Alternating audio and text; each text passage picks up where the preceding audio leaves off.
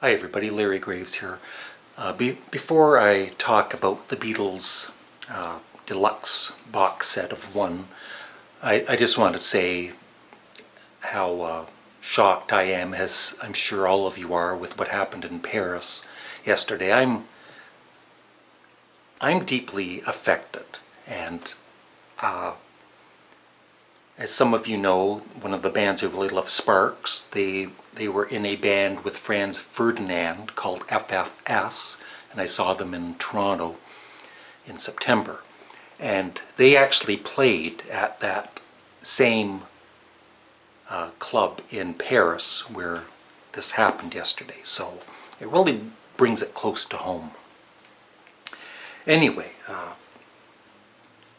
the Beatles won. I finally got the deluxe version yesterday. It was delayed by a week for whatever reason. And it's 2 Blu-rays and 1 CD. And I mentioned before remastered. It's actually remixed. The songs are remixed. And they sound amazing.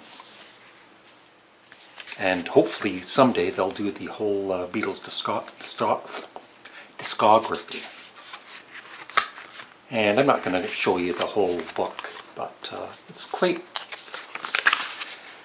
I've read so much on the Beatles, though, that it's like really not too much information I haven't read before, but it's still... It talks about each video and each song from the original One album, and the chart placement, when it was recorded, the location, the producer, the UK release, when it first charted, and for the videos, the director, when it was filmed, the location, and the date of the broadcast. So there's some interesting information for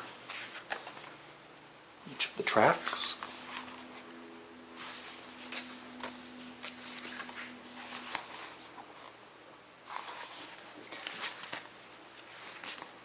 And I noticed on Amazon, of course, some people were bitching and whining that the book, you can't take the book out of this, but it's like, stop your bitching and whining.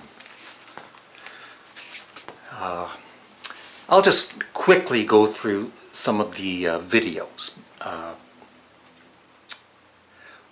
One thing I found kind of amusing was in the Can't Buy Me Love video, when it starts out, and it's of course Paul McCartney on lead vocals, it's John Lennon lip-syncing it, and at first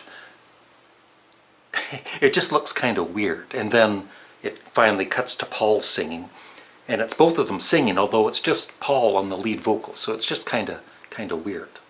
Now the footage from the Let It Be rooftop concert I kind of find disappointing, because I wish they had used the original actual live recording, but they kind of overdubbed the studio songs or whatever for most of them, and so that was kind of disappointing. There's 3 versions of Hello Goodbye, and the third one I thought I had seen, but maybe I haven't seen it before, and the Beatles, just throughout the whole video, they're just dancing around and acting silly, and even George Harrison is acting silly and having fun. And so that was kind of nice to see.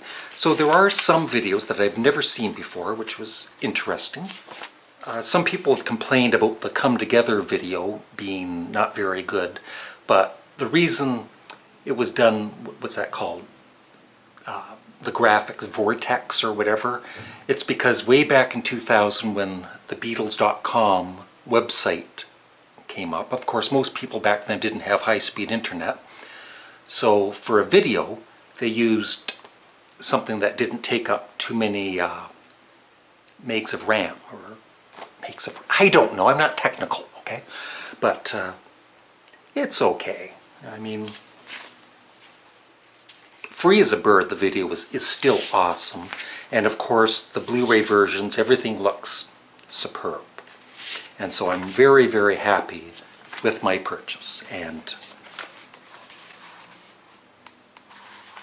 yeah, and music is more important now than ever, In fact, tonight I'm going to Kingston, Ontario to see one of my all-time favorite Canadian bands, the Northern Pikes. If you've never heard of the Northern Pikes, they had huge hits here in Canada. She Ain't Pretty is probably the biggest one. And I'm going to meet up with the band before the concert because I'm kind of friends with them. And so if you haven't heard of the Northern Pikes, check them out on iTunes or Spotify or just YouTube. Some of their songs are She Ain't Pretty. Snow in June is probably one of my favorites. And The Things I Do for Money, Kiss Me You Fool, Teen Land, all kinds of great songs. So thanks for watching. Bye-bye.